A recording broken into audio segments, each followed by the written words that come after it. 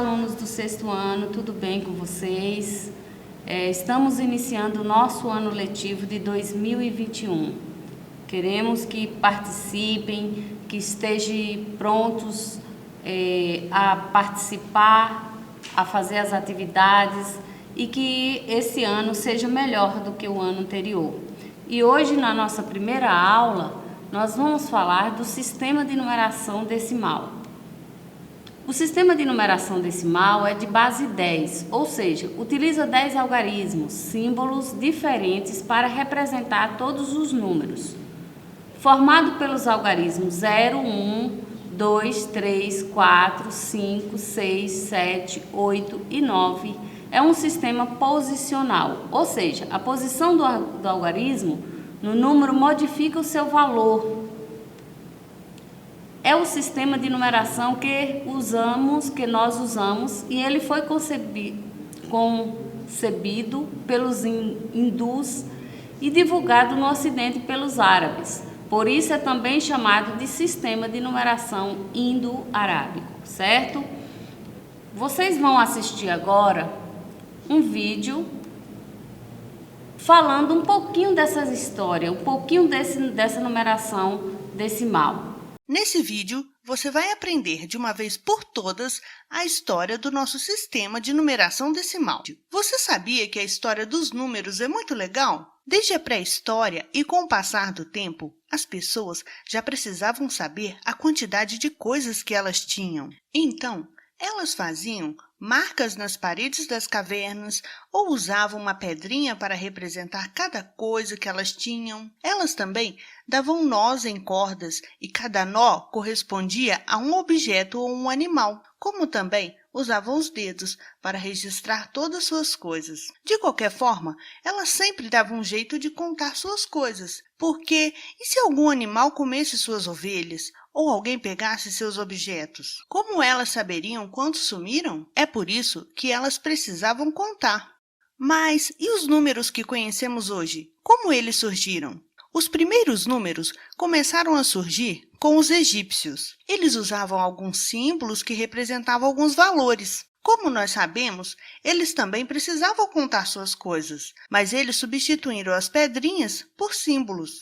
E os símbolos dos egípcios não eram como os números que conhecemos hoje, mas já tinham alguma semelhança. Por exemplo, um traço na vertical valia 1, bem parecido com o nosso número 1, não é? Esse sinal aqui com uma curva, para eles, representava o número 10. O número 100 era representado por esse sinal que parece mais uma espiral. Já o desenho de uma flor de lótus valia 1000. Se eles quisessem representar o número 2, bastavam fazer 2 tracinhos. Ou se eles tivessem 22 vacas, eles colocavam 2 curvas e mais 2 tracinhos.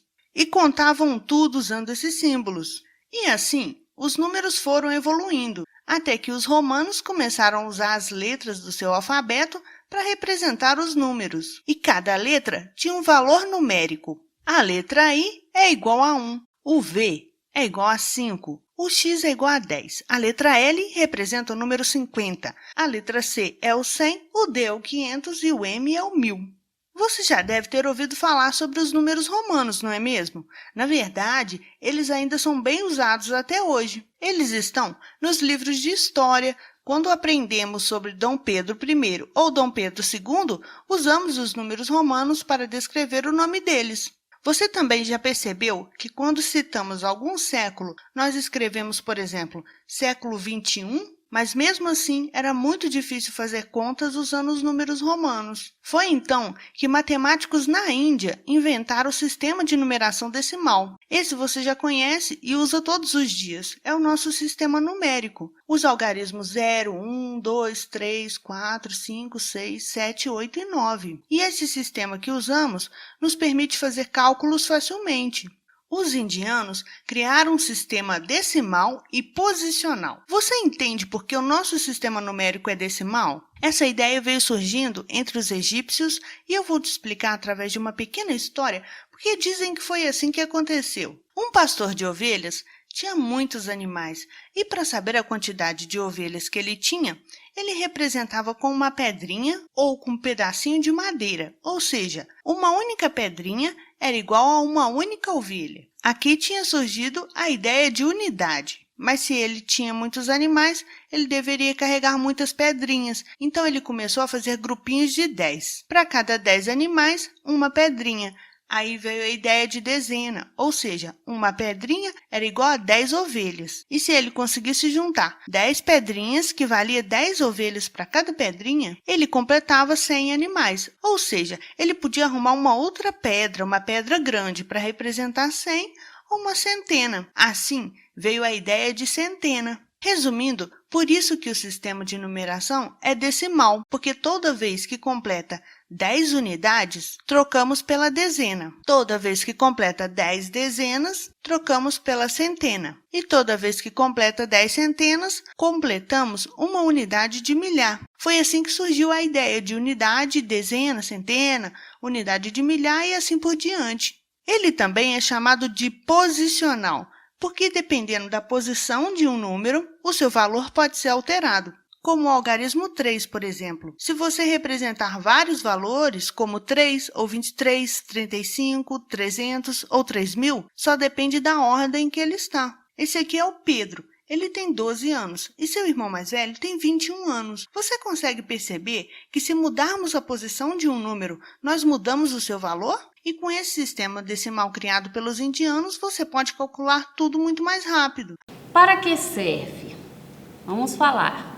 Os números servem para contar quando os atletas participaram da competição, por exemplo, quantos alunos participaram de uma gincana. Servem também para medir, por exemplo, o tamanho de um campo de futebol, de uma quadra de basquete. Servem também para codificar o número de uniforme de um atleta, por exemplo, o goleiro, o jogador, que número é o da camisa. Ordenar, colocar em ordem, primeiro, segundo, terceiro lugar. Uma equipe ficou em primeiro lugar, tal equipe ficou em segundo lugar. Nós falamos que estamos ordenando. Nós temos ordens em classes dos números. Vamos analisar 3 números e entender as suas classes e suas ordens. Nós temos aqui o primeiro, o segundo e o terceiro número.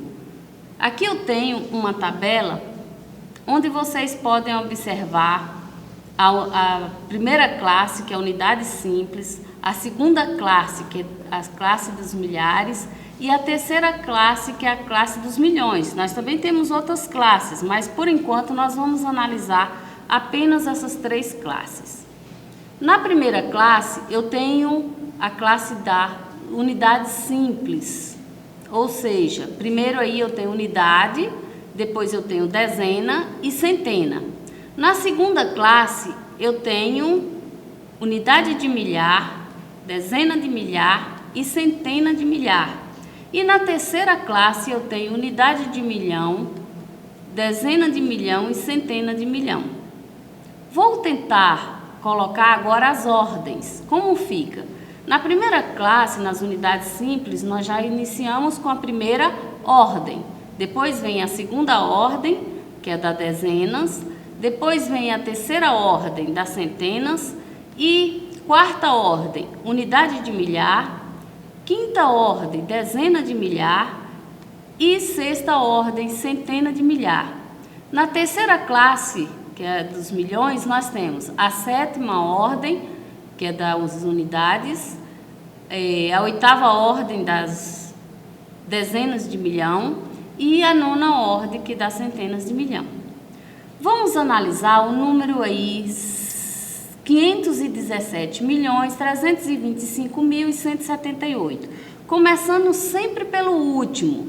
Então eu coloco na primeira ordem aí o número 8, depois nós temos o número 7, seria 8 unidades, 7 dezenas, aí vem o 1, que seria uma centena, 5 unidades de milhão, de milhar, 2 unidades de milhar, dezenas de milhar e 3 centenas de milhar. Depois vem o 7, que ocupa a sétima ordem, que é a unidade de milhão.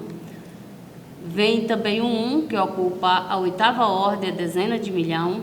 E por último o 5, que ocupa a última ordem, a nona ordem, que é centena de milhão.